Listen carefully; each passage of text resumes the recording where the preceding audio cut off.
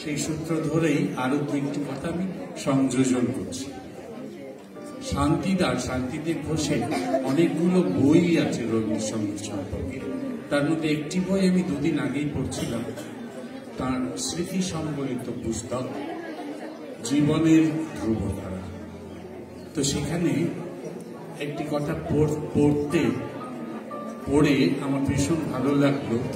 কথাটি হচ্ছে, যদি সুদক্ষ বাজিয়ে হয়, বাদ্যকর হয়, সুদক্ষ, তাহলে রবীন্দ্রনাথের গানে, উনি গুরুদেব কথাটা বলতেন, গুরুদেবের গানে যে কোনো বাদ্যযন্ত্র ব্যবহার করা যায়, যে কোনো বাদ্যযন্ত্র। আমি আরো পরিষ্কার করে বলতে চাই যে খোলেও উপদঙ্গের গান বাজানো যায়, পাথোয়াজির বাউল উপদঙ্গের গান বাজানো যায়, এবং যে কোনো, তবে সুদক্ষ বাজিয়ে হতে হবে, তার পরিমিতি বোধ থাকতে হবে। সেই পরিমিতি বোধ যাদের মধ্যে প্রচন্ড ভাবে আমরা পেয়েছিলাম, তিনি হচ্ছেন অনাদিনাথ দত্ত, অনাদিদা, আমাদের প্রিয় অনাদিদা। তো সেই অনাদিদাদের সময়ে আমাদের এই পুরো বিল্ডিং এর পাশে একটা বেদি, আমি জানি না অনেকদিন দেখিনি সেই বেদিটা এখনো আছে কিনা, সেই বেদিটা ছিল আমাদের সঙ্গীত ভবনের সব থেকে বড় গবেষণা বেদি, গবেষণা কেন্দ্র, যেখানে অশেষ দা, অনাদি দা, সুধীশ দা, ইন্দ্রনীল দা, সঞ্জয় দা বসে বসে প্রতিনিয়ত সঙ্গীতের, আমি দুটো তিনটে তাল এবং সঙ্গীতের কথা বলি, তারা বলতেন এবং ওইখানে আবিষ্কার করতেন। এবং আমাদের ক্লাসে বা বিভিন্ন সময়, আমরা তখন খুবই ছোট, আমরা ছাত্র, বলতেন যে এগুলো বইয়ের ভাষা নয়, বই লিখতে পারবে না, প্রতিবাদ করবে লোকে, কিন্তু এগুলো প্র্যাকটিক্যালি ইমপ্লিমেন্ট করতে পারো। আমি অনাদিদার কথা, সঞ্জয়দার কথা বলি এবং তারপরে আমি অসুবিধার কথা বলবো। প্রথম কথা হচ্ছে, সঞ্জয়দা বলতেন যে অর্ধঝাপ তাল, ঝম্পক, এগুলো সঠিক মাত্রার সংখ্যার তাল নয়। আমি আবার বলছি যে এইটাই বলতে হবে বইয়ের ভাষা, তা নয়। 5 মাত্রার অর্ধঝাপ তাল 5 মাত্রার ঝম্পক হয় না। 2-3 ছন্দের অর্ধঝাপ তাল কেন, অর্ধ কেন? আপনি দেখবেন একটি গানে, দু একটি গানে লেখাই আছে গানটি অর্ধঝাপ তাল, কিন্তু ঝাপতালে গিয়েও আরো বেশি খোলতাই হবে, আরো বেশি খোলতাই হবে। তো যাই হোক, উনি বলতেন যে ঝম্পক তাল 10 মাত্রার, অর্ধঝাপ তাল 10 মাত্রার, এইরকম আর কি। আর অশেষদা বলতেন, খুব মজার কথা, যারা গান করেন, গানটি জানেন, তারা ঠিক করতে পারবেন, প্রেমে প্রাণে গানে গন্ধে আলোকিত নবতালের গান, কিন্তু গানটি তবলা বাজলে একটি জায়গাতেই মেলে, সেটি সময়, তাছাড়া কোথাও মেলে না। উনি বলতেন গানের তালটি তেলে জলে। তো ক্লাসে উনি বলতেন যে গানটির আসল তাল কিন্তু, মজা করে বলতেন, 18 মাত্রার চৌতাল। একটি লাইনে, স্বরলিপি লাইনে 2 আবর্তন আছে দেখবেন, নবতাল যেহেতু, কিন্তু 18 মাত্রার চৌতাল একটি এক আবর্তনে একটি লাইন হতে পারে। এবং ছন্দটা হচ্ছে 3-3 ছন্দ। চৌতাল বলতেন কেন? ভাষাটা হবে ধ্রুপদের, এবং সোম দ্বিতীয় তাল, সোম ফাঁক দ্বিতীয় তাল, ফাঁক তৃতীয় তাল, চতুর্থ তাল, যেভাবে চৌতালের ডিভিশনটা এইভাবে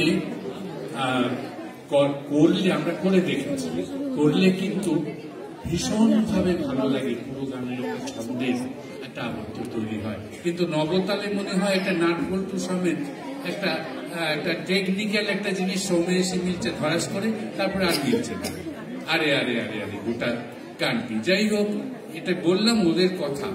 আর একবার আমাদের গানের গুরুদের, আমি আসার কয়েক বছর আগে হয়তো, যে বসন্ত উৎসবে প্রসেশনের গান ছিল, দুটোই ছিল কিনা জানি না, আমি অন্য গান বলবো, ওরে গৃহবাসী নয়, ওরে ভাই ফাগুন লেগেছিল।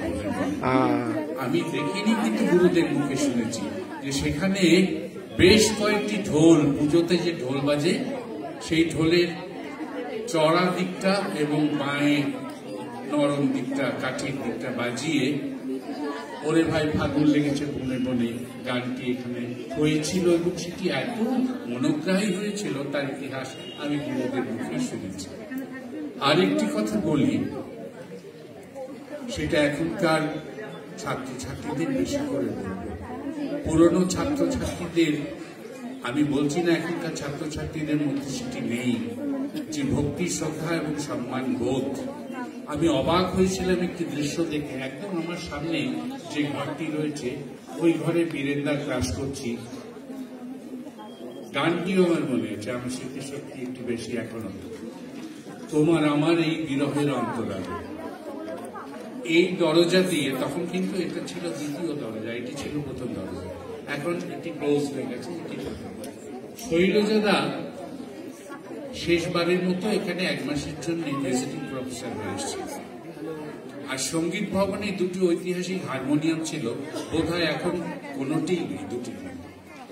একটি ছোট্ট কালো হারমোনিয়াম ছিল, খুব ছোট্ট, ওইটি বাজাতাম মাঝে মাঝে, বীরেন্দা বলতেন বাজাও,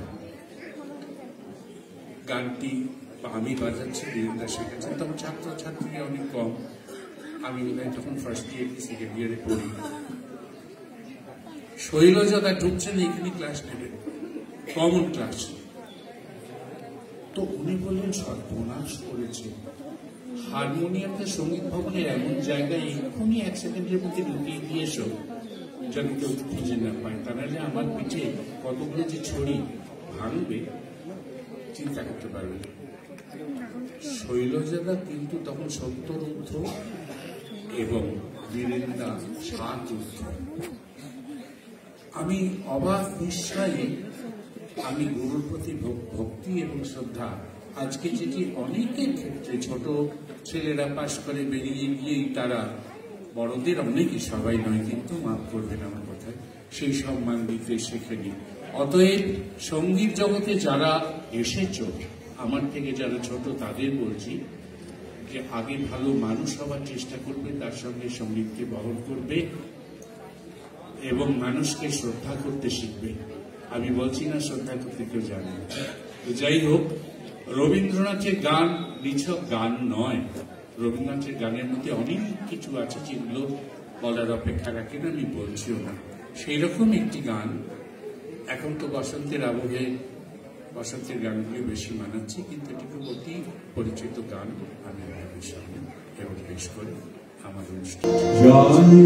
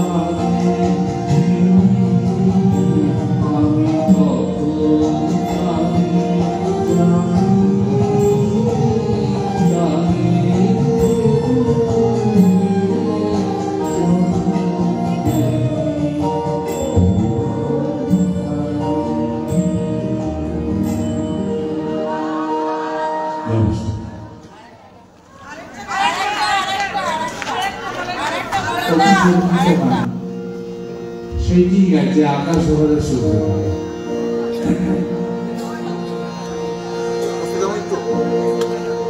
আকাশ